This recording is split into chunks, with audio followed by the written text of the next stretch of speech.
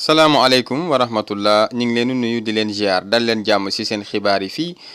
ci seen chaîne YouTube daaray Linguère saay su ne ñu leen indil ay xibaar yi nga xamante ne xew ci biir réewu Sénégal fépp wërngal képp fi ñuy tàmbalee mooy Ahmed Khalifa Niass nee na maanaam ki nga xam ne muy xalif général des Tidianes bind na demande président de la République pour suñu soppi ko ñu def ko keeka ku ki nekk maanaam Thierno Ahmed Tidiane Medina Gounass ñu def ko xalif général des Tidianes. loolu nag maanaam doon na loo xam ne mi ngi ci artu président Macky Sall te wax ko macha allah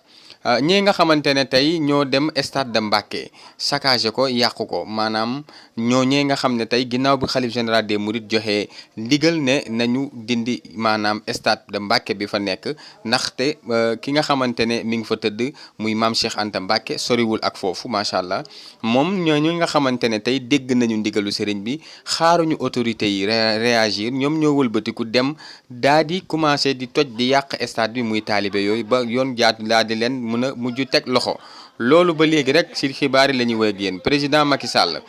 incha allahu rabbi ci mardi bi fas yéene dem fële ci Medina Gounass ngir lan dem jaale ji Thierno Ahmed Tidiane Medina Gounass rakkam bi nga xamante ne dafa wàcc liggéey fële nga xamante ne muy màkk te ñu indi ko jënd ko fii ci Sénégal ñu bàyyi ci xel bu baax a baax temps nag gis nañ ne ki nga xamante ne muy Ousmane Sonko ak maanaam.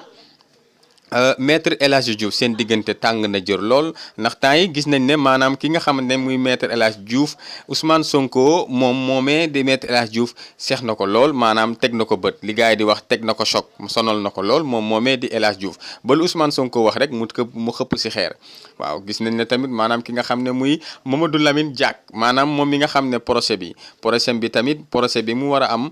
ni muy mbirum yoon bi nga xam ne moom mi ngi ci nekk moom tamit ba léegi maanaam xamagul ay mbiram fu mu féetee xibaar yooyu dañ koy continuer di ko leeral gis nañ ne tey maanaam hivernage bi maanaam taw bi yaatu na lool ci réewu Sénégal foofee nga xamante ne muy Dakar gis nañ ne taw bi wàcc na fa lu bëri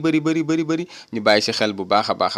ñu dellu ci ba léegi rek ci histoire bi nga xamante ne Iba Der Thiam bind na ko te tey loolee histoire bi moom moo nar a am histoire am ndax moom moomee di Iba Der Thiam daanaka kilifa diine yi nga xam ne ñuy tiijaan yi ñi ngi dal ci kawam nee nañ livre bu mu bind sax dañ ko war a lakk ñu bàyyi ci xel bu baax a baax seen xibaar yi moo nekkoon noonu fii ci seen YouTube daaray Linguère ñu fas yéene di ko continuer di ko yaatal saay su ne nuñ koy defee